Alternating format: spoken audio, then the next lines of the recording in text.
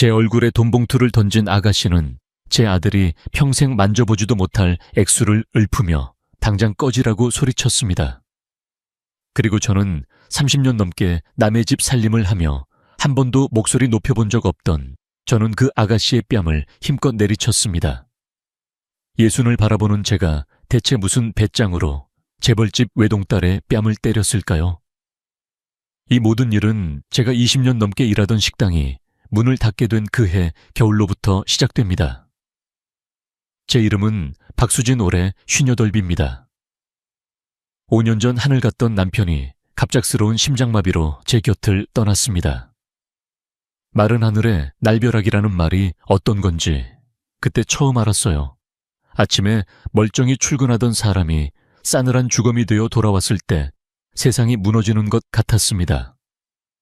하나뿐인 아들은 결혼해서 부산에 살고 있었기에 텅 빈 집에는 저 혼자 덩그러니 남겨졌죠. 슬퍼할 겨를도 없이 당장 먹고 사는 게 문제였습니다. 남편이 남겨준 작은 빌라와 얼마 안 되는 보험금이 있었지만 그걸 까먹고만 살 수는 없었어요. 그래서 닥치는 대로 일을 했습니다. 원래 남편과 함께 운영하던 작은 식당이 있었지만 혼자서는 도저히 감당이 안 돼 헐값에 정리하고 그 후로는 다른 식당 주방에 나가 허드레시를 했죠. 새벽 5시에 일어나 밤 10시가 넘어 들어오는 고된 삶이었지만 몸이 힘든 건 참을 수 있었습니다. 정말 무서운 건 일이 끝나고 돌아온 집의 적막함이었어요. 불을 켜도 집 안은 어두웠고 혼자 차려 먹는 저녁밥은 모래알을 씹는 것처럼 아무 맛도 느껴지지 않았습니다. 밤이 되면 외로움은 더 깊어졌습니다. 텅 빈 옆자리를 볼 때마다 심장이 시리게 아파왔고 남편의 온기가 그리워 밤새 뒤척이다 뜬 눈으로 아침을 맞기 일쑤였죠. 아들에게 전화를 걸어봐도 엄마 저 바빠요. 다음에 통화해요. 라는 대답만 돌아올 뿐이었습니다. 야속했지만 이해해야 했어요. 그 녀석도 자기 가정을 건사하느라 정신없을 테니까요.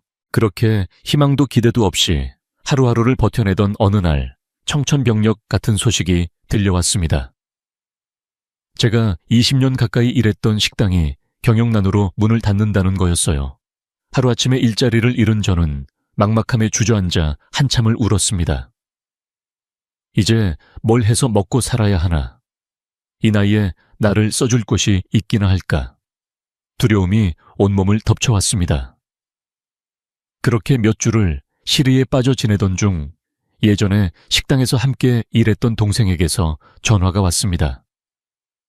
언니, 괜찮은 일자리 하나 있는데 해볼래요? 아는 사람 통해서 들었는데 큰 기업 회장님 댁에서 입주 가정부를 구한대요. 월급도 엄청 많고 숙식도 제공된대요. 귀가 솔깃했지만 동시에 불안했습니다. 제가 어떻게 그런 큰 집에서 일을 하겠어요. 배운 것도 없고 나이도 많은데. 하지만 동생은 언니처럼 성실하고 음식 솜씨 좋은 사람이 딱이라며 저를 설득했고 당장 생활비가 급했던 저는 지푸라기라도 잡는 심정으로 면접을 보러 갔습니다. 강남의 거대한 저택은 들어서는 순간부터 저를 압도했습니다. 대문 앞에서 한참을 망설이다 겨우 초인종을 눌렀죠. 저를 맞이한 건 집주인인 회장님이 아니라 30 후반쯤으로 보이는 세련되고 차가운 인상의 여성이었습니다. 바로 그 댁의 아가씨 김유라 씨였죠. 그녀는 저를 위아래로 훑어보더니 마치 물건을 감정하듯 날카로운 질문들을 던졌습니다. 나이가 꽤 있으시네요. 입주해서 일하는 거 체력적으로 괜찮으시겠어요? 전에 무슨 일 하셨다고요? 식당 주방일 여긴 그런 곳이랑은 달라요. 격식 차릴 줄 아셔야 합니다.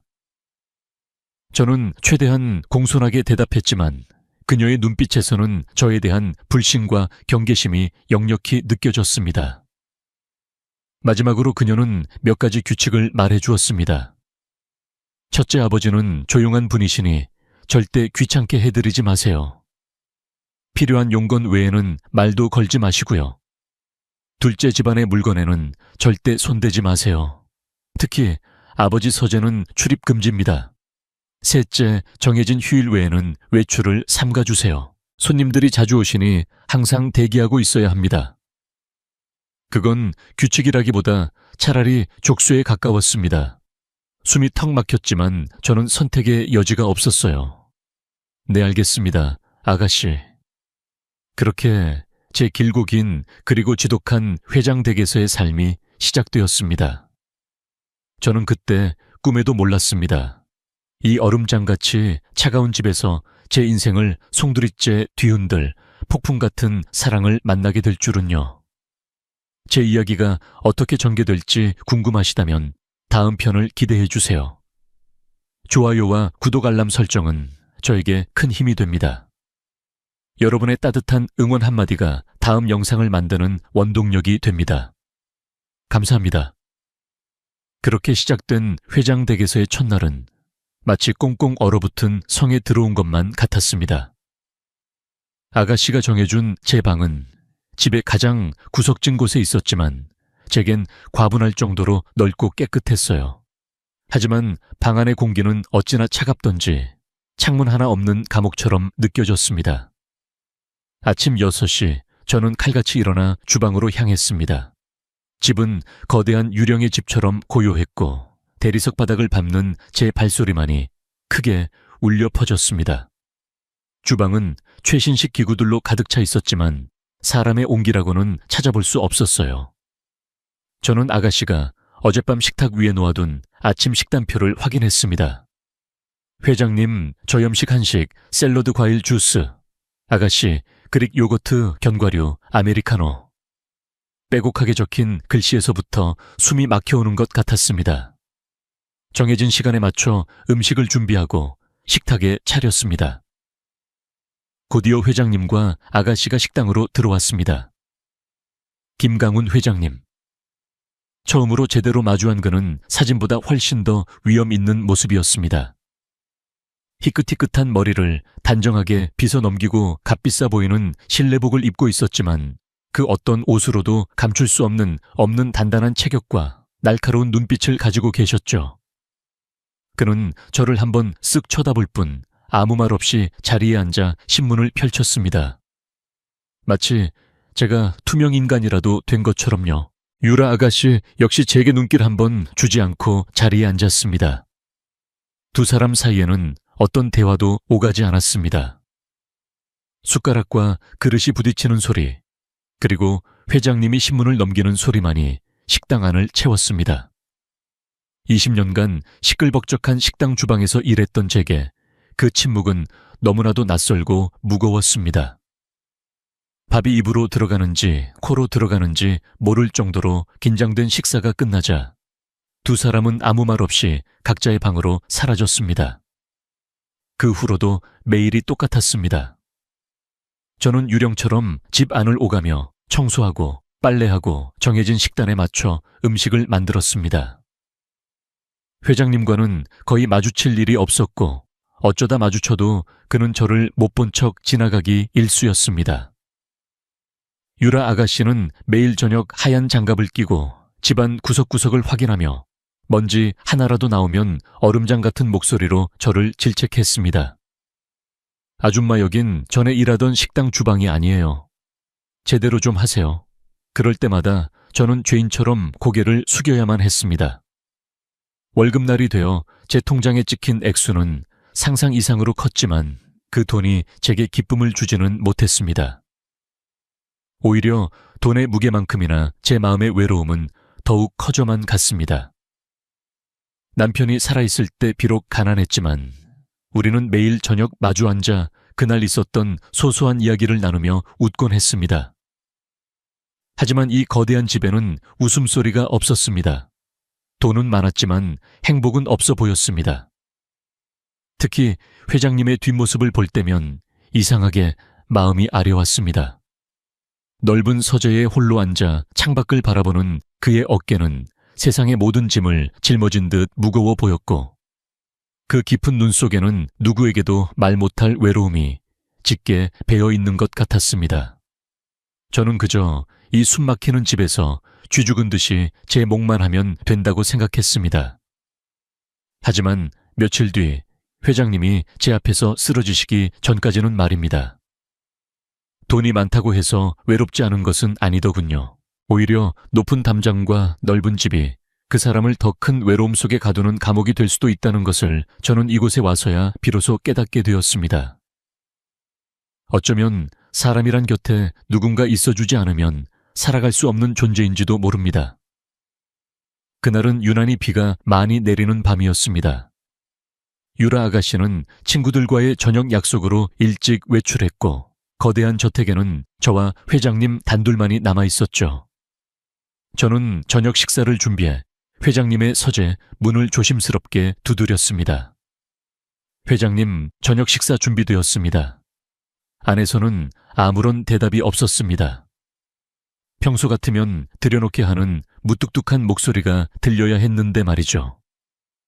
이상한 생각에 다시 한번 문을 두드렸지만 여전히 조용했습니다. 혹시 무슨 일이 생긴 건 아닐까 덜컥 겁이 났습니다. 아가씨는 분명 회장님을 귀찮게 해드리지 말라고 신신당부를 했지만 이대로 돌아설 수는 없었어요. 저는 용기를 내어 조심스럽게 문고리를 돌렸습니다. 서재 안은 어두웠고 책상 위 작은 스탠드 불빛만이 회장님의 모습을 희미하게 비추고 있었습니다. 그는 푹신한 가죽 의자에 깊숙이 몸을 기댄 채 미동도 없이 앉아 계셨습니다. 회장님, 제가 조심스럽게 다가갔을 때였습니다.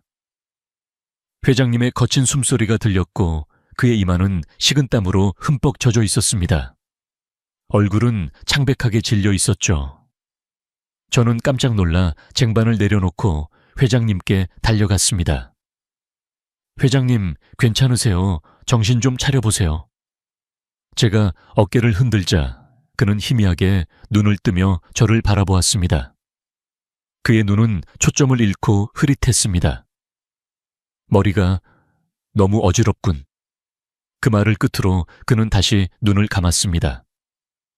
저는 너무 놀라 당장 119에 신고해야겠다는 생각밖에 들지 않았습니다. 서둘러 전화기를 들었을 때 회장님의 희미한 목소리가 제 손을 멈추게 했습니다. 아니, 병원은 안 돼.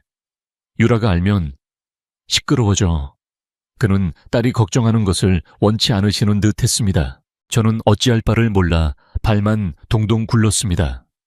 그때 그의 이마에 손을 대보았는데 불덩이처럼 뜨거웠습니다. 저는 일단 회장님을 부축해 침실로 옮겼습니다. 생각보다 몸이 무거웠지만 전 먹던 힘까지 다해 그를 침대에 눕혔습니다. 그리고는 젖은 수건을 가져와 이마에 올려드리고 따뜻한 물을 떠와 입술을 적셔드렸습니다.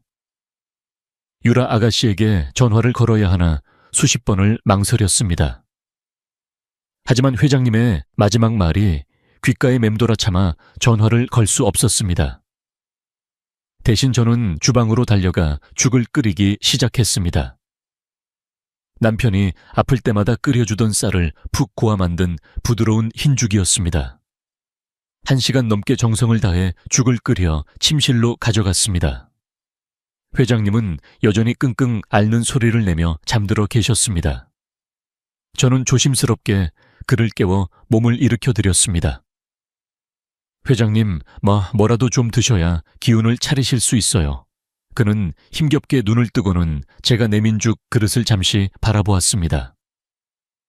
그리고는 아주 작은 목소리로 말했습니다. 아내가 끓여주던 죽이랑 똑같군. 그 말에 제 마음이 쿵하고 내려앉았습니다. 그는 숟가락을 들 힘도 없어 보였습니다. 저는 잠시 망설이다 숟가락으로 죽을 떠서 그의 입가로 가져갔습니다. 조금만 드셔보세요. 그는 어린아이처럼 순순히 입을 벌렸고 저는 조심스럽게 죽을 떠먹여 드렸습니다. 그렇게 반 그릇쯤 비웠을 때 그의 눈에서 눈물 한 방울이 흘러내리는 것을 보았습니다. 저는 못 본 척 묵묵히 죽을 떠먹여 드렸습니다. 그날 밤 저는 뜬 눈으로 그의 곁을 지켰습니다. 밤새도록 물수건을 갈아드리고 잠결에 덮어주는 이불을 다시 덮어드렸습니다. 새벽녘이 되어서야 그의 열이 조금 내리고 숨소리도 편안해졌습니다. 창밖이 희미하게 밝아올 무렵 잠에서 깬 회장님은 침대 옆 의자에서 쪼그려 잠든 저를 발견하고는 조용히 제 어깨에 담요를 덮어주었습니다. 그 온기에 잠에서 깬 저는 제 평생 처음 보는 그의 모습을 마주했습니다.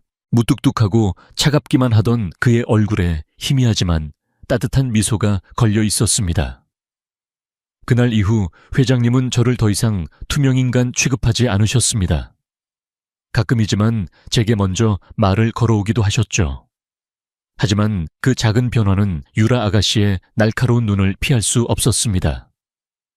그날 이후 집안의 공기는 미묘하게 달라졌습니다. 회장님은 식사 시간이면 제게 오늘 국이 참 시원하군 이라며 툭 한마디 던지시거나 정원을 산책하다 마주치면 날이 좋구먼 하고 말을 건네기도 하셨습니다. 남들이 보기엔 별것 아닌 변화였지만 지난 몇 주간 저를 없는 사람 취급하던 그의 태도를 생각하면 엄청난 발전이었습니다.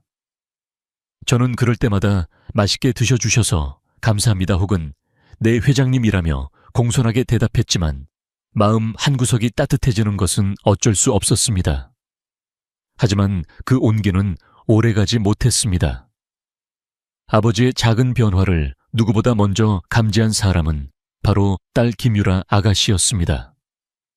유라 아가씨의 저를 향한 눈초리는 이전보다 훨씬 더 날카롭고 차가워졌습니다. 그녀는 마치 제가 아버지에게 무언가 끔찍한 바이러스라도 옮긴 것처럼 저를 대했습니다. 식사 시간이면 회장님이 제게 칭찬이라도 한마디 할라치면 아가씨는 즉시 날카롭게 끼어들었습니다. 아버지 입맛이 변하셨나 봐요. 전 오늘 국이 좀 짠 것 같은데. 아줌마, 다음부턴 소금 조절 좀 신경 써주세요. 회장님은 그 말에 멋쩍은 표정을 지으며 입을 다물었고 저는 죄인처럼 고개를 숙여야만 했습니다. 그녀의 감시는 여기서 그치지 않았습니다. 제가 거실을 청소하고 있으면 어느새 제가 제 등 뒤에 유령처럼 나타나 거기 소파 밑은 닦은 거 맞아요. 먼지가 그대로인데 라며 쏘아붙였고 회장님의 옷을 다림질하고 있으면 이 셔츠 주름이 그대로잖아요. 성의껏 좀 하세요 라며 트집을 잡았습니다. 그녀는 마치 사냥감을 노리는 매처럼 제가 작은 실수라도 하기를 기다리는 것 같았습니다. 가장 숨막혔던 것은 아버지와 저 단둘이 있는 시간을 어떻게든 방해하려는 그녀의 집요함이었습니다. 하루는 회장님이 정원에서 화초를 손질하다가 제게 박여사, 이 꽃 이름이 뭔지 아나 하고 물으셨습니다. 제가 글쎄요, 저도 꽃은 잘 이라며 대답하려는 순간 어디선가 아가씨가 나타나 회장님의 팔짱을 끼며 말했습니다. 아버지 이런 건 저한테 물어보셔야죠. 이 꽃은 클레마티스예요. 꽃말은 당신의 마음은 진실이고요. 자, 이제 그만 들어가서 차나 한잔 하세요. 가정부한테 그런 거 묻지 마시고요. 회장님은 딸의 등살에 못 이겨 서재로 들어가셨고 저는 홀로 남아 씁쓸하게 입맛을 다셔야 했습니다. 그녀는 아버지가 제게 보이는 아주 작은 관심조차 용납할 수 없다는 듯 행동했습니다. 마치 돌아가신 어머니의 자리를 제가 넘보기라도 하는 것처럼 저를 경계했습니다. 저는 억울했지만 아무 말도 할 수 없었습니다. 그저 제게 주어진 일을 묵묵히 해내는 것만이 이 집에서 버틸 수 있는 유일한 방법이라고 생각했습니다. 그러던 어느 주말 오후 회장님은 중요한 손님들과 골프 약속이 있다며 외출하셨고 유라 아가씨 역시 친구들과의 브런치 모임에 나갔습니다. 모처럼 거대한 집에 저 혼자 남게 된 시간이었습니다. 저는 대청소를 하며 밀린 집안일을 했습니다. 한참 청소에 몰두하고 있는데 거실 전화기가 울렸습니다. 발신자 표시를 보니 최 변호사라고 되어 있었습니다.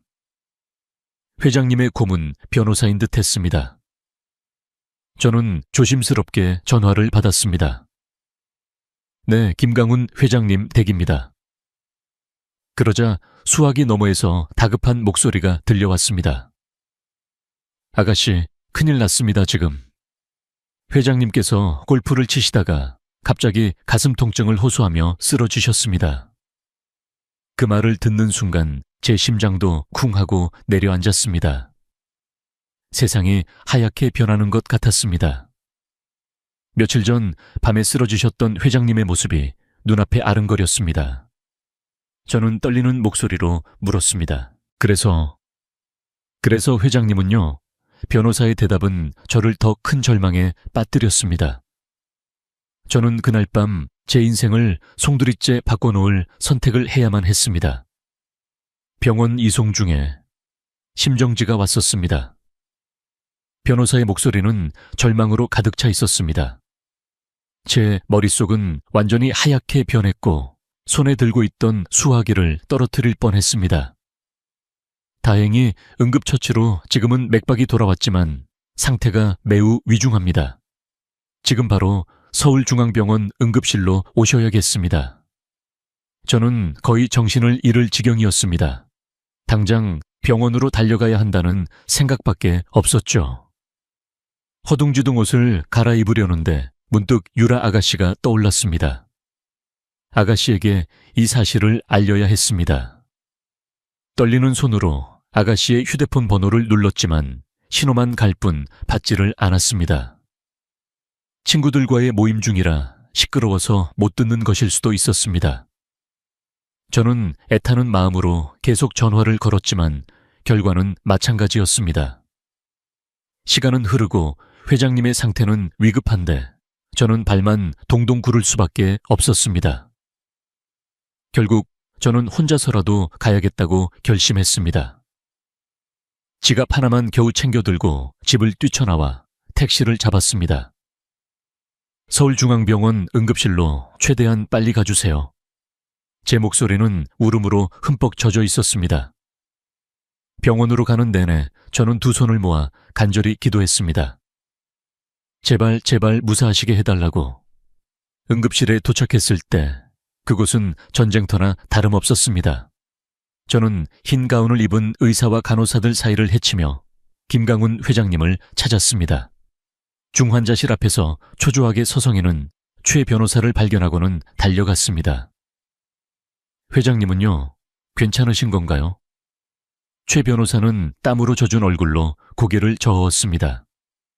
의사 말이 오늘 밤을 넘기기 힘들 수도 있다고 합니다. 마음의 준비를 하라고 하더군요. 그 말을 듣는 순간 제 다리에 힘이 풀려 주저앉고 말았습니다. 왜일까요? 고작 몇 달밖에 되지 않은, 그것도 저를 없는 사람 취급하던 주인이었을 뿐인데 왜 이렇게 가슴이 찢어질 듯이 아픈 걸까요? 어쩌면 저는 그 무뚝뚝한 표정 뒤에 숨겨진 깊은 외로움을 보았기 때문인지도 모릅니다. 그때였습니다. 여기서 뭐 하는 거예요? 얼음장같이. 차가운 목소리가 제 등 뒤에서 들려왔습니다. 유라 아가씨였습니다. 어느새 연락을 받고 온 모양이었습니다. 그녀의 눈은 분노로 이글거리고 있었습니다. 누가 아줌마더러 여기까지 오라고 했어요. 여기가 어디라고 함부로 와요. 저는 아무 대답도 할 수 없었습니다. 최 변호사님, 이 아줌마 당장 내보내세요. 아버지 마지막 가시는 길, 이런 사람한테 보이고 싶지 않으니까. 그녀의 말은 비수처럼 제 가슴에 박혔습니다. 저는 결국 경비원에게 이끌려 병원 밖으로 쫓겨나야 했습니다. 비가 쏟아지고 있었습니다. 저는 쏟아지는 비를 온몸으로 맞으며 병원 건물을 하염없이 바라보았습니다. 서러움과 절망감에 눈물이 빗물과 뒤섞여 흘러내렸습니다. 그렇게 1시간을 넘게 서 있었을까요? 기적 같은 일이 일어났습니다. 최 변호사가 저를 찾아달려 나온 것이었습니다. 박 여사님 회장님께서 의식을 찾으셨습니다. 그리고 박 여사님을 찾으십니다. 저는 제 귀를 의심했습니다.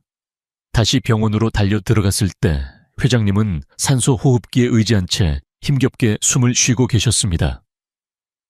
하지만 그의 눈은 저를 향해 있었습니다. 유라 아가씨가 옆에서 아버지 저 여기 있어요. 유라예요 라고 말했지만 회장님은 오직 저만을 바라보며 힘겹게 손을 뻗었습니다.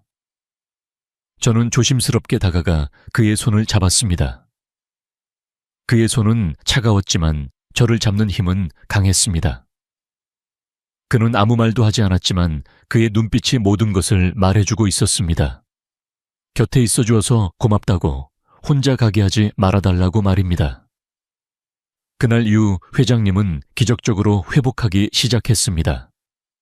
그리고 저와 회장님의 관계에도 아무도 예상치 못한 변화가 찾아왔습니다. 퇴원 후 회장님은 저를 대하는 태도가 완전히 달라졌습니다. 어느 폭풍우 치던 밤, 유라 아가씨가 출장을 가고 없는 날이었습니다. 회장님은 저를 서재로 불렀습니다. 그리고는 제 손을 잡고 말했습니다. 박 여사, 그날 밤 내 손을 잡아줘서 고맙소.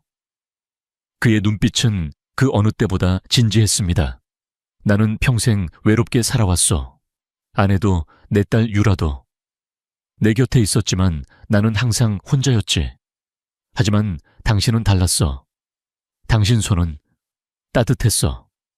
그는 제 손을 자신의 뺨에 가져다 댔습니다. 그 순간 저도 모르게 그를 향한 연민과 함께 낯선 감정이 싹트기 시작했습니다. 그날 밤 우리는 처음으로 선을 넘었습니다. 외로움과 고마움, 그리고 알 수 없는 끌림 속에서요. 저는 69세라는 그의 나이가 믿기지 않았습니다. 그는 마치 오랫동안 잠들어 있던 화산처럼 뜨겁고 강렬했습니다. 그날 밤의 경험은 제 안에 잠들어 있던 여자를 깨웠고 우리의 관계를 누구도 상상하지 못했던 방향으로 이끌기 시작했습니다. 저는 그저 한 사람의 외로움에 기댄 것뿐이라고 생각했습니다. 하지만 그날 밤 이후 제 안에 오랫동안 잊고 살았던 감정이 되살아나고 있다는 것을 깨달았습니다. 예순을 바라보는 나이에 다시 여자가 된다는 것이 어떤 의미인지 저는 그때까지 상상조차 하지 못했습니다. 그날 밤 이후 저와 회장님의 관계는 이전과는 완전히 달라졌습니다. 낮에는 여전히 주인과 가정부의 모습이었지만 유라 아가씨가 잠들거나 집을 비운 밤이 되면 우리는 조심스럽게 서로의 온기를 나누는 사이가 되었습니다. 처음에는 죄책감에 몸서리쳤습니다. 돌아가신 남편에 대한 미안함 그리고 이 집의 규칙을 어기고 있다는 불안감이 저를 짓눌렀죠. 하지만 회장님의 품에 안길 때면 그 모든 죄책감은 눈 녹듯이 사라지고 오랫동안 잊고 살았던 여자로서의 기쁨과 충족감이 그 자리를 채웠습니다. 회장님은 정말 대단했습니다. 69세라는 나이가 무색할 정도로 그는 매일 밤 저를 원했습니다. 때로는 부드럽게, 때로는 거칠게, 그는 마치 제 존재를 확인하려는 듯이 저를 탐했습니다. 수진 씨, 당신을 만나고 내가 다시 살아난 것 같아. 그는 제 이름을 부르며 속삭였습니다. 그 목소리를 들을 때면 저는 제가 단순히 그의 욕망을 채워주는 대상이 아니라 한 남자의 잠든 영혼을 깨운 특별한 존재가 된 것 같은 착각에 빠지곤 했습니다. 우리는 대화를 많이 나누었습니다. 그는 평생 누구에게도 털어놓지 못했던 자신의 외로움과 사업의 고충, 그리고 먼저 떠난 아내에 대한 그리움까지도 제게 이야기했습니다. 저는 그저 묵묵히 그의 이야기를 들어주었지만 그것만으로도 그는 큰 위로를 받는 듯 했습니다. 저 역시 제 삶의 이야기를 그에게 털어놓았습니다. 남편과의 소박했던 삶 아들을 키우며 느꼈던 기쁨과 슬픔, 그리고 혼자가 된 후의 막막함까지. 우리는 서로의 상처를 보듬어주는 유일한 존재가 되어갔습니다. 하지만 우리의 은밀한 관계는 언제나 살얼음판을 걷는 것처럼 위태로웠습니다. 유라 아가씨의 날카로운 눈을 피해야 했기 때문입니다. 그녀는 여전히 저를 경계했고 아버지의 변화를 의심의 눈초리로 지켜보고 있었습니다. 아줌마, 요즘 아버지 얼굴이 좋아지신 것 같은데 뭐 좋은 일이라도 있어요. 그녀는 툭 던지듯 물었지만 그 속에는 가시가 숨어 있었습니다. 저는 애써 태연한 척 대답했습니다. 제가 드리는 음식이 입에 맞으시나 봅니다, 아가씨. 그러면 그녀는 그래요. 내 눈에는 아줌마. 얼굴이 더 좋아진 것 같은데 라며 비꼬듯 말하고는 획 돌아서곤 했습니다. 그럴 때마다 심장이 철렁 내려앉았지만 저는 들키지 않기 위해 필사적으로 제 감정을 숨겨야 했습니다. 하루는 회장님께서 제게 작은 상자를 건네주셨습니다. 수진 씨, 이건 내 마음이야. 조심스럽게 열어보니 안에는 영롱하게 빛나는 진주 목걸이가 들어있었습니다. 저는 깜짝 놀라 손사래를 쳤습니다. 회장님, 제가 어떻게 이런 귀한 것을 받습니까? 안 됩니다. 하지만 그는 제 손을 잡으며 말했습니다. 받아줘요. 당신에게 꼭 어울릴 것 같아서 샀어. 대신 집에서는 절대 하지 말고 우리 둘만 아는 비밀로 간직해줘. 저는 그의 진심 어린 눈빛에 결국 목걸이를 받아들 수밖에 없었습니다. 그날 밤 제 방에서 몰래 목걸이를 걸어보고는 거울 앞에 한참을 서 있었습니다. 60, 평생 처음 받아보는 귀한 선물에 가슴이 벅차올랐습니다. 하지만 동시에 이 행복이 언제까지 계속될 수 있을까 하는 불안감도 엄습해왔습니다. 시간이 흐를수록 회장님의 요구는 점점 더 대담해졌습니다. 처음에는 밤에만 저를 찾던 그가 이제는 유라 아가씨가 잠시 외출한 낮 시간에도 저를 원하기 시작했습니다. 수진 씨, 잠깐이면 돼. 그는 애원하듯 저를 찾았고 저는 그의 간절한 눈빛을 외면할 수 없었습니다. 우리는 아가씨가 언제 돌아올지 모른다는 불안감 속에서 마치 도둑들처럼 조급하고 뜨거운 사랑을 나누었습니다. 스릴 넘치는 그 순간들은 위험했지만 동시에 우리의 관계를 더욱 깊고 애틋하게 만들었습니다. 저는 점점 더 깊이 그에게 빠져들고 있었습니다. 이 위험한 관계의 끝이 어디일지 상상조차 할 수 없었죠. 그리고 저는 그때까지 전혀 눈치채지 못했습니다. 유라 아가씨의 의심이 이미 확신으로 변해가고 있다는 사실을 말입니다. 유라 아가씨는 바보가 아니었습니다. 오히려 그녀는 누구보다 예리하고 치밀한 사람이었죠. 아버지의 얼굴에 이전에는 볼 수 없었던 생기가 도는 것, 그리고 저를 대하는 눈빛이 미묘하게 달라졌다는 것을 그녀가 놓칠 리 없었습니다. 그녀의 의심은 아주 작은 것에서부터 시작되었습니다. 하루는 제가 회장님의 서재를 청소하고 나왔는데 아가씨가 복도에서 저를 빤히 쳐다보고 있었습니다. 아줌마, 방금 서재에서 뭐 했어요? 네, 했습니다, 아가씨. 그래요. 근데 왜 이렇게 얼굴이 빨개요? 서재가 그렇게 덥던가요? 그녀의 질문은 칼날처럼 날카로웠습니다. 사실 저는 방금 전 회장님과 짧은 입맞춤을 나눈 뒤였습니다. 저는 당황해서 얼굴이 더 붉어지는 것을 느끼며 얼버무렸습니다. 아, 아닙니다. 청소기를 돌렸더니 좀 더워서요. 그녀는 더 이상 묻지 않았지만 그녀의 눈빛은 나는 네가 거짓말하는 걸 알고 있다고 말하고 있었습니다. 그날 이후 유라 아가씨의 감시는 노골적으로 변했습니다. 그녀는 집에 있는 시간을 늘렸고 제가 어디서 무엇을 하는지 끊임없이 확인했습니다. 제가 회장님과 단둘이 있을 수 있는 시간은 거의 사라졌습니다. 하지만 사람의 감정이란 억누를수록 더 커지는 법일까요? 우리는 그녀의 감시를 피해 더욱 은밀하고 조심스럽게 만나야 했습니다. 회장님은 제게 쪽지를 건네주기도 했습니다. 오늘 밤 12시 정원 창고에서 혹은 새벽 2시 내 서재로. 우리는 10대 소년 소녀처럼 비밀 연애를 하는 기분이었지만 그만큼 위험 부담도 컸습니다. 들키는 순간 모든 것이 끝장이라는 것을 잘 알고 있었으니까요. 결정적인 사건은 어느 날 오후에 터졌습니다. 회장님은 회사 일로 외출하셨고 유라 아가씨는 필라테스 수업을 간다며 집을 나섰습니다. 모처럼 찾아온 둘만의 자유 시간이었습니다. 회장님은 외출하시기 전 제게 쪽지를 남기셨죠. 오후 3시에 영상통화하겠소. 보고 싶으니까. 오후 3시 저는 제 방에서 조심스럽게 영상통화 버튼을 눌렀습니다. 화면 너머로 보이는 회장님의 얼굴에 미소가 가득했습니다. 수진 씨 잘 있었소, 내 회장님. 일은 잘 보고 계세요. 당신 생각하느라 일이 손에 안 잡혀. 그는 평소의 무뚝뚝한 모습과는 전혀 다른 사랑에 빠진 남자였습니다.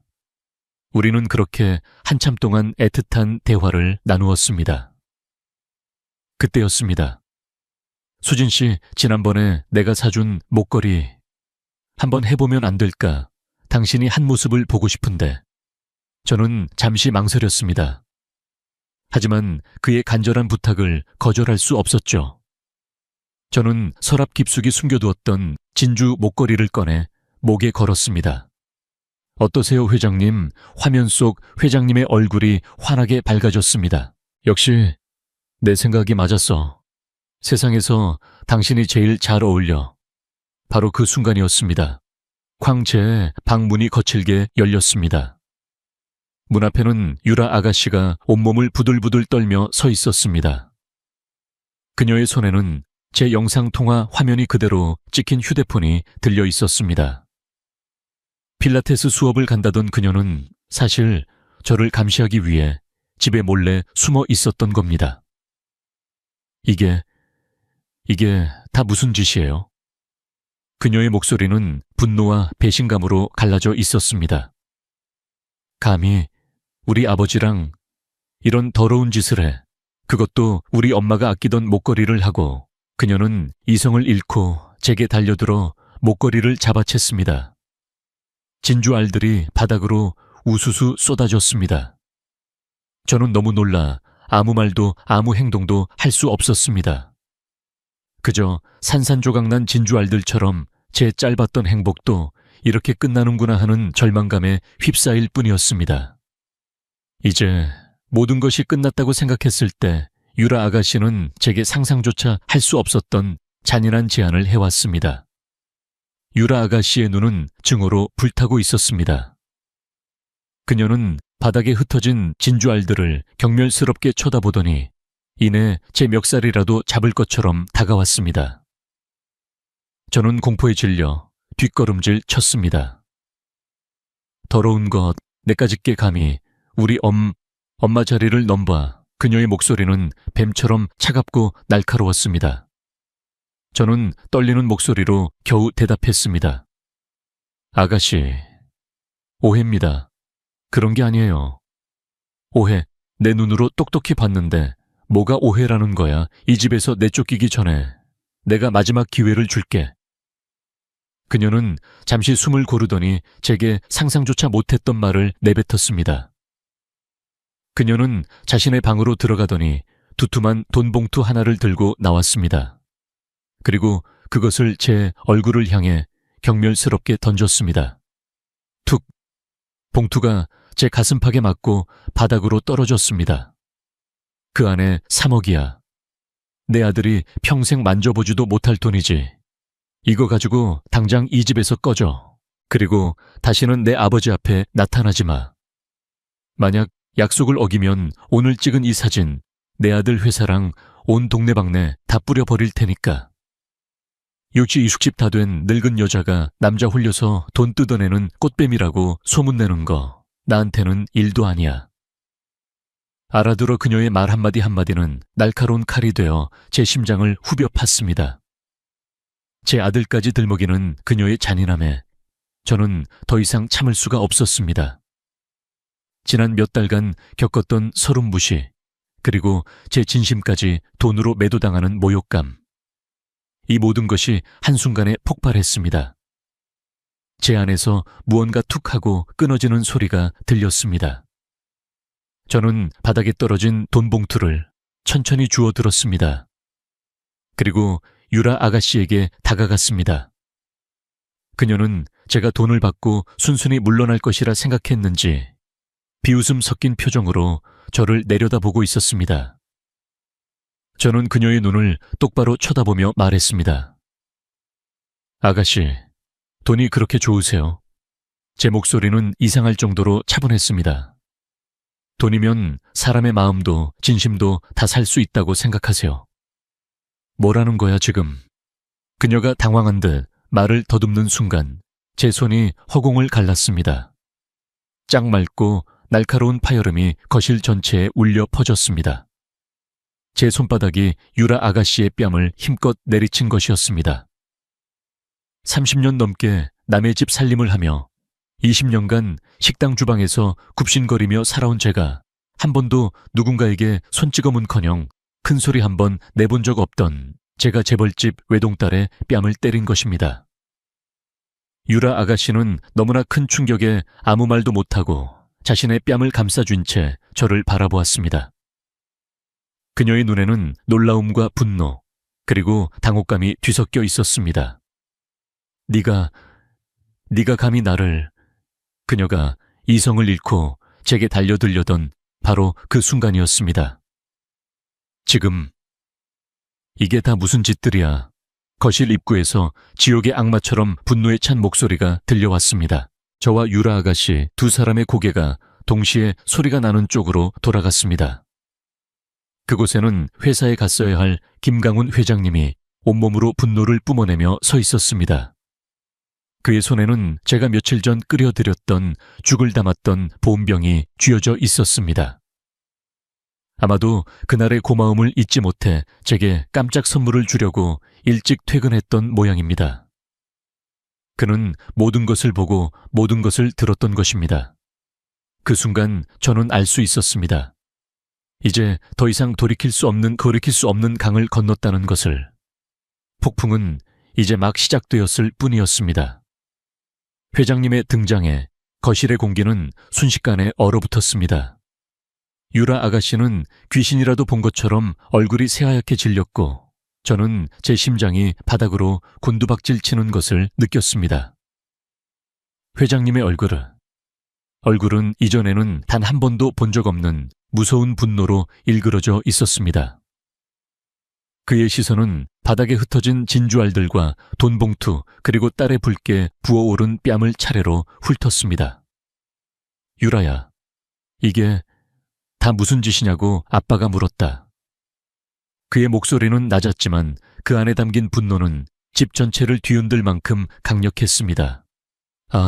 아버지 그게 아니고요. 이 여자가 아버지를... 유라 아가씨는 횡설수설하며 변명을 늘어놓기 시작했습니다. 이 여자가 아버지를 홀려서 돈을 뜯어내려고 했어요. 제가 그걸 막으려고. 그래서... 하지만 회장님은 그녀의 말을 싸늘하게 끊었습니다. 됐고. 내가 직접 들은 것만 말해봐라. 네가 방금 이 사람에게 돈 봉투를 던지며 아들까지 들먹이며 협박한 거 맞느냐? 회장님의 추궁에 아가씨는 입을 꾹 다물었습니다. 침묵은 곧 긍정이었습니다. 회장님은 깊은 한숨을 내쉬더니 이번에는 저를 바라보았습니다. 그의 눈빛은 분노가 아닌 깊은 슬픔과 미안함으로 가득 차 있었습니다. 그리고 당신은 왜 이 아이의 뺨을 때린 거요? 저는 차마 고개를 들 수 없었습니다. 죄송합니다, 회장님.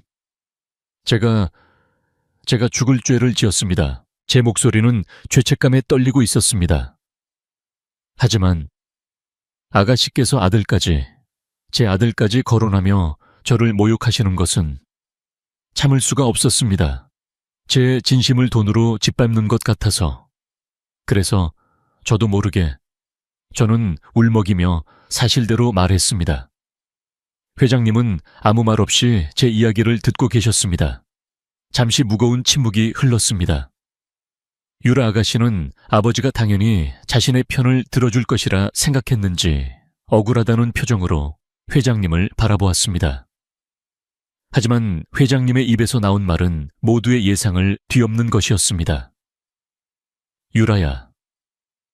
회장님이 딸의 이름을 불렀습니다. 너는 오늘 해서는 안 될 짓을 했다. 내 어미가 살아있을 때부터 너는 항상 네 뜻대로 모든 것을 가지려고 했지. 나는 그것이 외동딸에 대한 내 사랑의 방식이라 생각하고 웬만하면 다 맞춰주었다. 하지만 이건 아니야. 이건 선을 넘어도 한참 넘었어. 그는 바닥에 떨어진 돈 봉투를 주워 들었습니다. 고작 이따위 종이 쪼가리로 사람의 마음을 재단하고 모욕을 줘. 그것도 평생을 성실하게 살아온 내 아버지의 아픔을 보듬어준 고마운 분에게 회장님의 목소리가 점점 높아졌습니다. 아버지, 지금 저 여자 편을 드시는 거예요. 유라 아가씨가 믿을 수 없다는 듯 소리쳤습니다. 편을 드는 게 아니다. 사실을 말하는 것이다.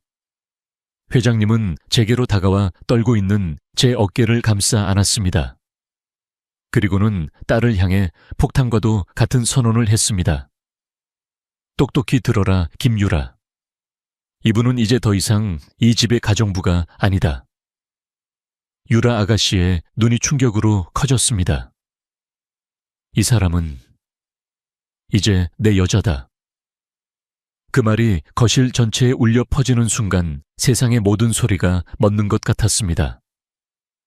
유라 아가씨는 충격과 배신감에 휩싸인 얼굴로 아버지를 바라보았고 저는 제 귀를 의심하며 회장님의 품에 안겨 있었습니다.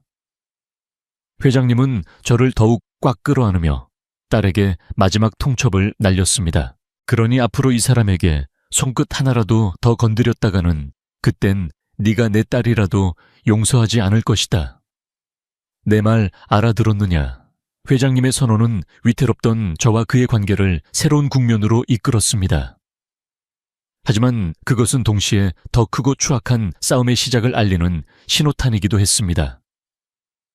회장님의 폭탄 선언 이후 집안의 분위기는 살얼음판 그 자체였습니다. 유라 아가씨는 충격에서 벗어나지 못한 채 며칠 동안 자신의 방에서 나오지 않았습니다. 그녀는 저를 마주칠 때마다 증오와 경멸이 뒤섞인 눈빛으로 쏘아보았고 식사도 방에서 혼자 해결했습니다. 저 역시 가시방석에 앉은 것처럼 불편하고 불안했습니다. 회장님은 저를 보호하기 위해 내린 결정이었겠지만 그로 인해 아버지와 딸의 관계가 파탄나 버린 것 같아 죄책감이 들었습니다.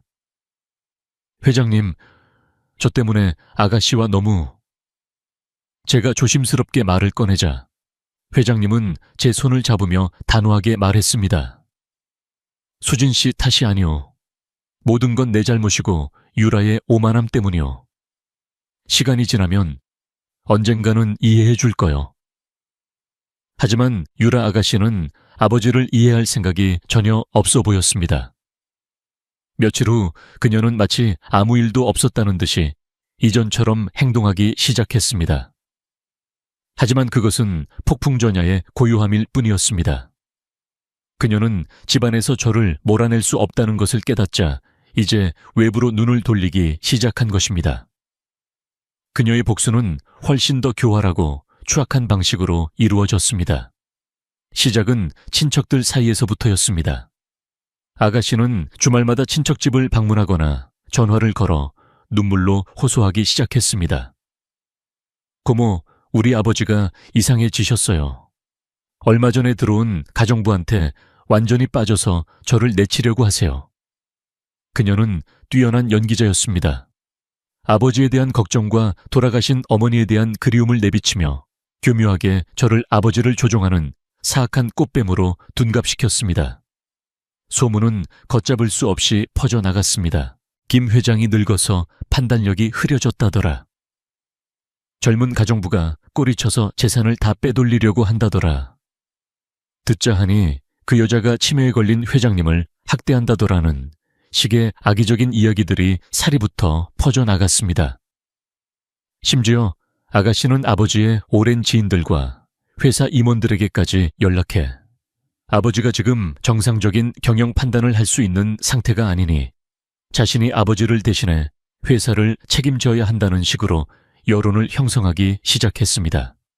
저는 이 모든 사실을 까맣게 모르고 있었습니다. 회장님이 저를 걱정시킬까봐 외부의 소문들을 철저히 차단했기 때문입니다.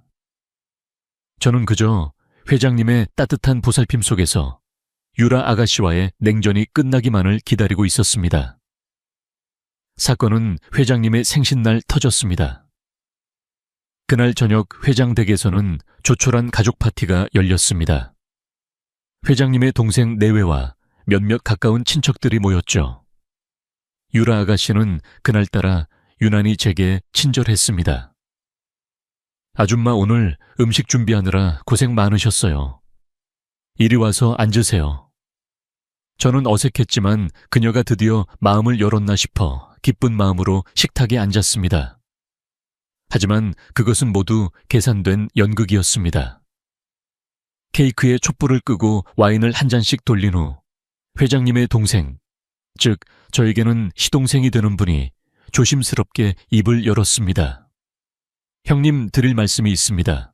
그는 유라 아가씨와 눈빛을 교환하더니 준비해온 서류 봉투를 꺼냈습니다. 요즘 형님에 대한 좋지 않은 소문이 많습니다. 건강이 안 좋으셔서 정상적인 판단을 못 하신다는.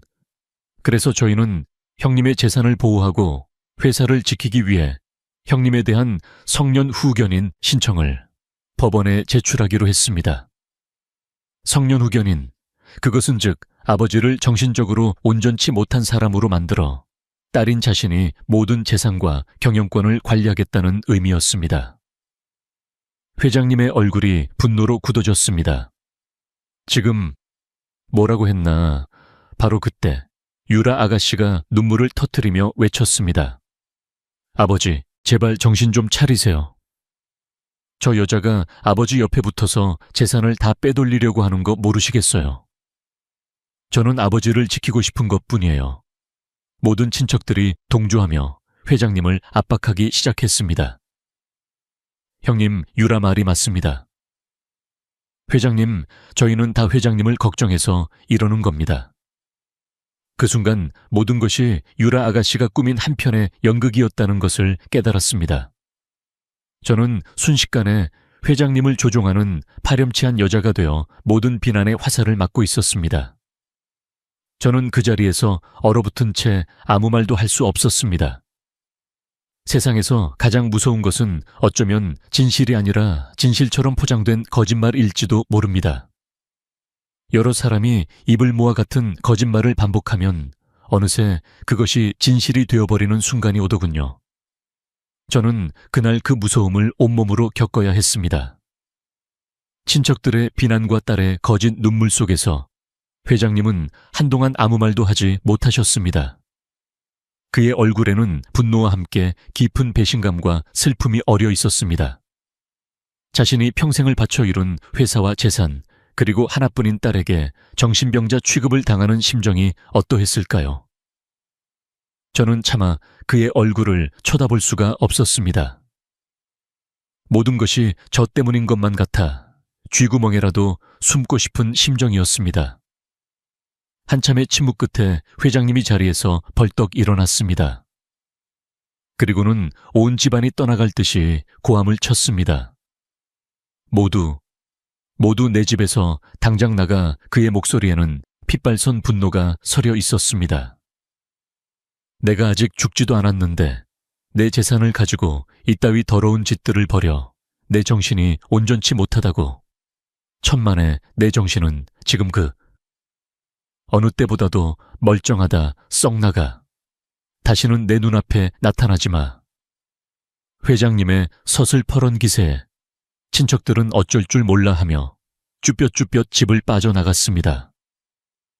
마지막까지 남아있던 유라 아가씨는 아버지 후회하실 거예요 라는 악담을 퍼붓고는 문을 쾅 닫고 사라졌습니다. 거대한 거실에는 또다시 저와 회장님 단둘만이 남았습니다.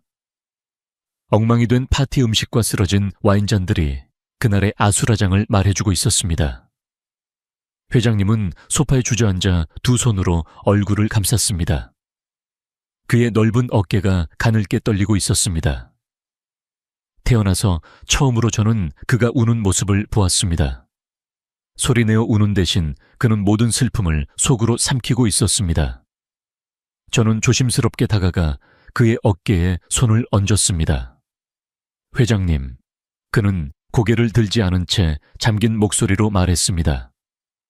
미안하오 수진 씨, 정말 미안하오. 나 때문에 당신까지 이런 꼴을 당하게 해서. 그날 밤 저는 잠을 이룰 수가 없었습니다.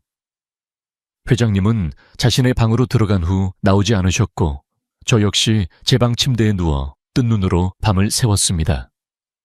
머릿속이 복잡하게 얽혀왔습니다. 회장님을 향한 제 마음은 진심이었습니다. 하지만 제 존재가 그를 이토록 불행하게 만들고 사랑하는 딸과도 등을 돌리게 만든다면 과연 제가 그의 곁에 계속 머무는 것이 옳은 일일까요? 저는 밤새 뒤척이다 동이 틀 무렵 결심을 굳혔습니다. 떠나야겠다. 제가 사라지는 것만이 회장님과 유라 아가씨의 관계를 회복시키고 이 모든 소문을 잠재울 수 있는 유일한 방법이라고 생각했습니다. 저는 조용히 일어나 제 작은 가방에 몇 가지 옷가지를 챙겨 넣기 시작했습니다. 이 집에 처음 들어올 때와 마찬가지로 초라한 짐이었습니다. 목걸이와 같은 회장님이 주신 귀한 선물들은 모두 제자리에 놓아두었습니다. 저는 돈이나 물건이 아닌 그의 마음만을 간직하고 싶었습니다. 해가 완전히 떠오르기 전 저는 가방을 들고 조용히 현관으로 향했습니다. 마지막으로 거실을 한번 둘러보았습니다. 짧은 시간이었지만 제게는 너무나도 많은 기억이 담긴 공간이었습니다. 눈물이 핑 돌았지만 저는 이를 악물고 참았습니다. 현관문을 열고 나가려던 바로 그 순간이었습니다. 어디 가시오등 뒤에서 밤새 한숨도 자지 못한 듯 키아오 취한 목소리가 들려왔습니다. 회장님이었습니다. 그는 어느새 제 뒤에 와 서 있었습니다. 저는 차마 뒤돌아보지 못한 채 대답했습니다. 이제 그만 제 자리로 돌아가야 할 것 같습니다. 회장님, 당신 자리가 어디요? 원래 제가 있던 곳으로요. 회장님을 만나기 전에 그곳으로요. 가지 마시오. 그의 목소리에는 애원이 담겨 있었습니다. 저 때문에 회장님께서 너무 힘들어지셨습니다. 제가 사라져야 모든 게 제자리로 돌아올 겁니다. 저는 끝내 눈물을 보이고 말았습니다. 제발 저를 보내주세요. 바로 그때 그가 제 손목을 잡아챘습니다. 그리고는 저를 자신의 쪽으로 확 돌려 세웠습니다. 그의 눈은 밤새 흘렸을 눈물로 붉게 충혈되어 있었습니다. 당신이 떠나면 나는 어떡하란 말이오. 그는 절규하듯 외쳤습니다. 나는 다시 예전의 외로운 늙은이로 돌아갈 뿐이오. 매일 밤 술 없이는 잠들지 못하고 밥 한 끼 제대로 넘기지 못하던 그 끔찍한 시간으로 돌아가란 말이오. 당신이 내게 어떤 의미인지 정말 모르는 거요. 저는 그의 눈물 어린 호소에 아무 말도 할 수 없었습니다. 그는 제 어깨를 붙잡고 애원했습니다. 제발 나를 혼자 두지 마시오, 수진 씨. 제발. 저는 그의 품에 안겨 한참을 울었습니다. 떠나려는 저와 붙잡는 그. 우리의 운명은 과연 어떻게 될까요? 저는 그때 회장님이 저를 위해 모든 것을 건 마지막 승부수를 던지게 될 줄은 꿈에도 상상하지 못했습니다. 회장님의 눈물 어린 호소에 저는 차마 발걸음을 뗄 수 없었습니다. 하지만 동시에 제가 그의 곁에 머무는 것이 그에게 더 큰 상처가 될 것이라는 두려움도 떨칠 수가 없었죠. 저희 두 사람은 그렇게 현관 앞에서 동이 터오는 새벽빛을 맞으며 한참을 망설이고 있었습니다. 바로 그때 회장님이 결심을 굳힌 듯 제 손을 잡고 거실로 이끌었습니다. 수진 씨, 내 말 잘 들어요. 그는 소파에 저를 앉히고는 맞은편에 무릎을 꿇었습니다. 저는 그의 갑작스러운 행동에 너무 놀라 말문이 막혔습니다. 내가 어리석었소. 당신을 내 곁에 두고도 세상의 시선과 내 딸의 어리광 때문에 당신을 불안하게 만들었어. 그의 목소리는 그 어느 때보다 진지하고 단호했습니다. 하지만 이제 더 이상은 그렇게 하지 않을 거요. 내가 당신을 내 목숨을 걸고 지켜줄 것이오. 그러니 나를 믿고 한 번만 더 기회를 주시오셔. 그는 제게 무엇인가를 보여주려는 듯 서재로 들어가더니 낡은 앨범 하나를 들고 나왔습니다. 앨범의 첫 장에는 젊은 시절의 회장님과 그의 첫 번째 아내, 즉 유라 아가씨의 어머니가 환하게 웃고 있는 사진이 있었습니다. 이 사람은 유라 엄마요. 내가 평생을 사랑했고 지금도 마음속 깊이 존경하는 사람이요. 그는 사진을 애틋하게 쓸어보며 말했습니다. 이 사람이 떠나고 나는 10년간 죽은 사람처럼 살았소. 유라가 내 곁에 있었지만 내 외로움을 채워주지는 못했지. 그런데 당신을 만났소. 그는 앨범을 덮고 제 두 손을 굳게 잡았습니다. 당신을 만나고 나는 10년 만에 처음으로 웃었고 처음으로 마음 편히 잠을 잤소. 잊고 살았던 행복이라는 감정을 다시 느끼게 됐지. 수진 씨, 당신은 나에게 죽어가던 나를 다시 살린 생명의 은인이요. 저는 그의 진심 어린 고백에 눈물만 흘릴 뿐이었습니다. 그러니 내가 당신을 어떻게 떠나보낼 수 있겠소? 그는 자리에서 일어나 어디론가 전화를 걸기 시작했습니다. 처음에는 최 변호사에게, 그 다음은 회사의 비서실장에게, 그리고 마지막으로는 유라 아가씨에게 전화를 걸었습니다. 그의 통화 내용은 짧고 단호했습니다. 최 변호사, 내일 오전까지 내 모든 재산에 대한 상속 포기각서와 유언장 초안을 준비해주게. 모든 법적 권한은 내 아내가 될 박수진 씨에게 위임한다고 명시해서. 김비서, 내일 오전 10시 전 임원과 주요 주주들을 모두 소집하게. 긴급 이사회를 열겠네. 유라야, 내일 오전 10시 회사로 와라. 네가 그토록 지키고 싶어 하던 내 것에 대한 내 마지막 결정을 보여주마. 저는 그의 계획을 어렴풋이 짐작하고 불안감에 휩싸였습니다. 회장님, 설마 회사까지 거실 생각은 아니시죠? 그는 전화를 끊고 미소를 지으며 제게 말했습니다. 회사 재산 그런 건 이제 나에게 아무 의미 없어. 나에게 남은 인생에서 가장 중요한 건 바로 당신 하나뿐이니까. 다음날 오전 10시 회사의 대회의실은 긴장감으로 가득 차 있었습니다. 모든 임원과 주주들이 모여 있었고 한쪽에는 굳은 표정의 유라 아가씨가 앉아 있었습니다. 저 역시 회장님의 손에 이끌려 그 자리에 참석했습니다. 회의가 시작되고 회장님은 모두가 보는 앞에서 자신의 결정을 발표했습니다.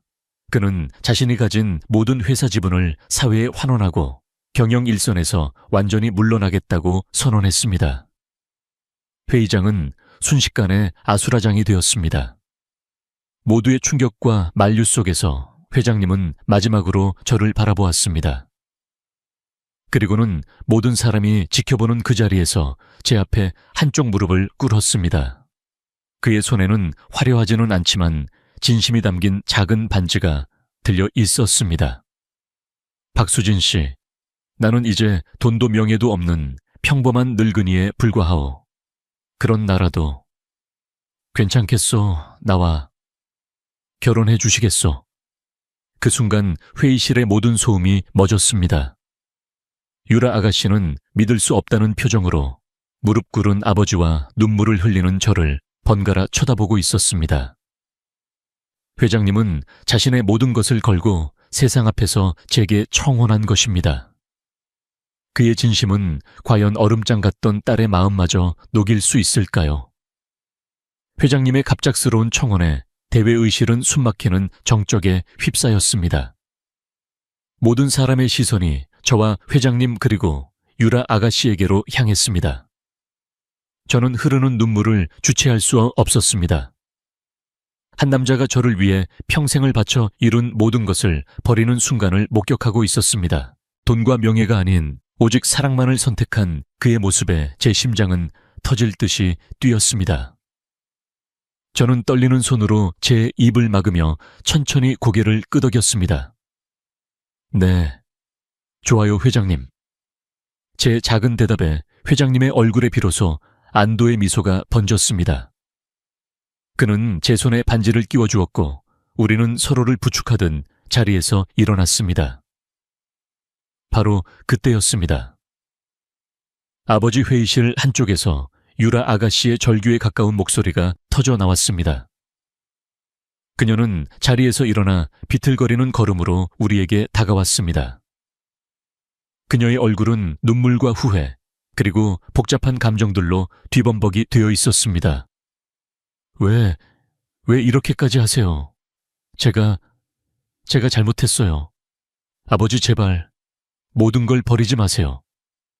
그녀는 결국 아버지의 바짓가랑이를 붙잡고 주저앉아 어린아이처럼 통곡하기 시작했습니다. 그동안의 차갑고 오만했던 모습은 온데간데 없었습니다.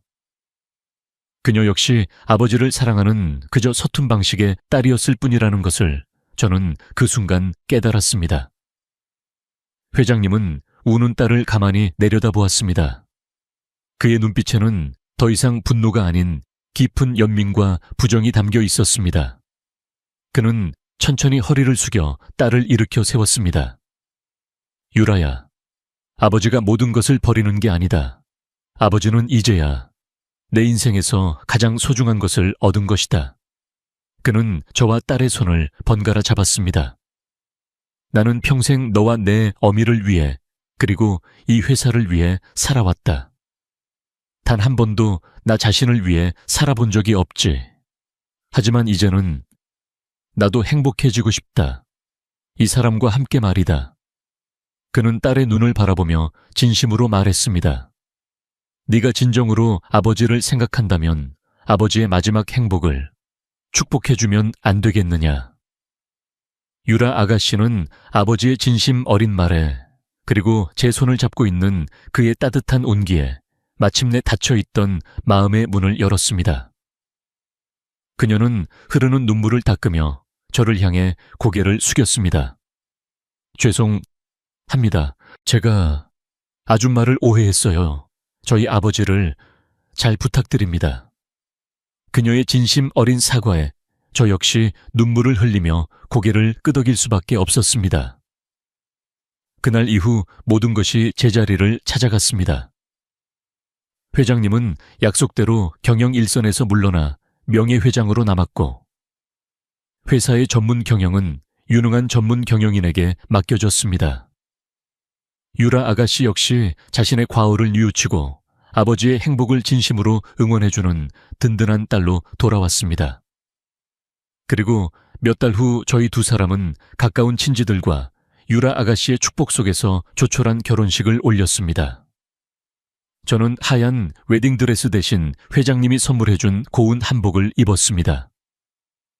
그의 곁에 서서 저는 세상에서 가장 행복한 신부가 되었습니다. 우리는 강남의 저택을 정리하고 경치 좋은 교회에 작은 집을 얻어 새로운 삶을 시작했습니다. 아침이면 함께 정원을 가꾸고 낮에는 서로에게 책을 읽어주거나 동네를 산책했습니다.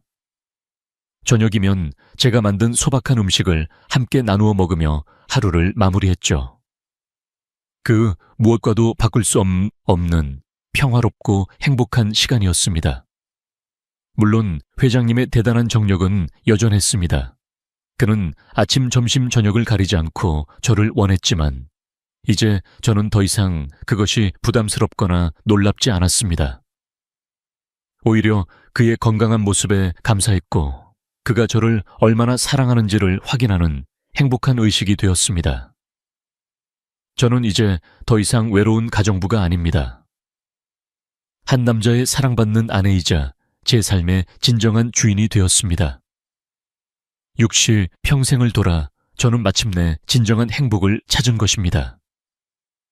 저의 이야기가 지금 이 순간에도 어딘가에서 외로움에 지쳐 있을 누군가에게 작은 희망과 용기가 되기를 진심으로 바랍니다.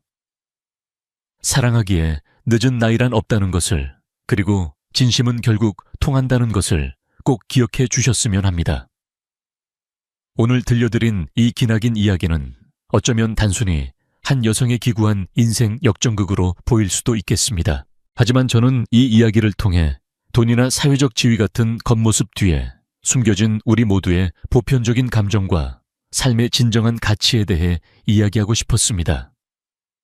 박수진이라는 한 여성이 겪었던 지독한 외로움과 절망은 비단 이야기 속 주인공만의 것은 아닐 겁니다. 우리 주변의 수많은 이들이, 특히 황혼의 문턱에서 홀로 남겨진 많은 분들이 매일 밤 삼켜내고 있을 현실의 무게이기도 하죠. 우리는 종종 잊고 삽니다. 나이가 들었다는 이유만으로 모든 감정이 무뎌지고 모든 욕망이 사라질 것이라고 착각합니다. 하지만 이 이야기는 우리에게 분명히 말해줍니다. 사랑하고 사랑받고 싶은 인간의 근원적인 소망은 예순이든 일흔이든 결코 사라지지 않는다는 것을요.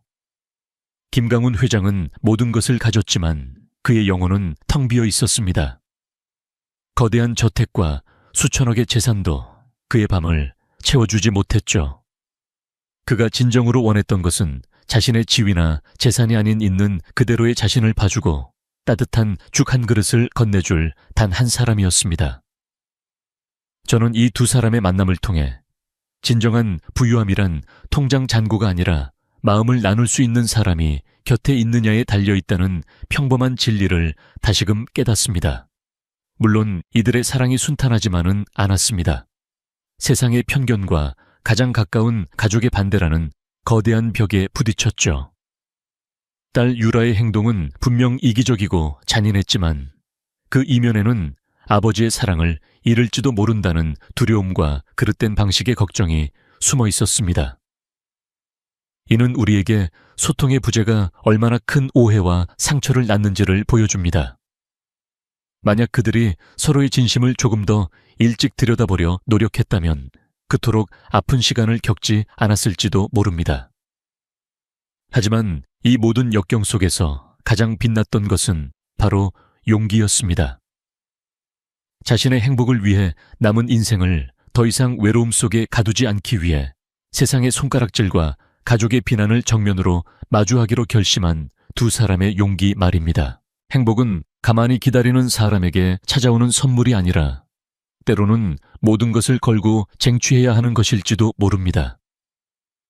우리 역시 삶의 수많은 선택 앞에서 망설이고 두려워합니다. 남들이 나를 어떻게 볼까? 내가 이런 행복을 누려도 될까 하는 생각에 스스로를 올가매기도 하죠. 하지만 이 이야기는 우리에게 묻습니다. 당신의 남은 인생 누구를 위해 살고 있느냐고, 당신의 행복을 위한 선택 앞에서 무엇이 그토록 두려우냐고 말입니다. 물론 이 감동적인 여정을 마무리하며 한 가지 말씀드릴 것이 있습니다. 오늘 들려드린 이 이야기는 모두 허구이며 실제 인물이나 사건과는 아무런 관련이 없음을 밝힙니다. 이 사연은 우리 삶의 다양한 모습과 인간적인 가치를 탐구하고 시청자 여러분께 작은 위로와 감동, 그리고 삶을 살아갈 긍정적인 메시지를 전달하기 위한 목적으로 창작되었습니다. 작가로서 또 한 사람의 시청자로서 제 개인적인 소회를 잠시 덧붙이고자 합니다. 이 이야기를 집필하면서 제 마음 역시 여러 번 울컥했습니다. 박수진이라는 한 여성이 겪는 깊은 외로움은 비단 소설 속 이야기만은 아닐 겁니다.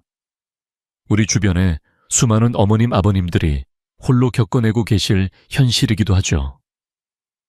김강훈 회장 역시 모든 것을 가졌지만 결국 한 사람의 따뜻한 온기를 갈망하는 평범한 인간이었습니다.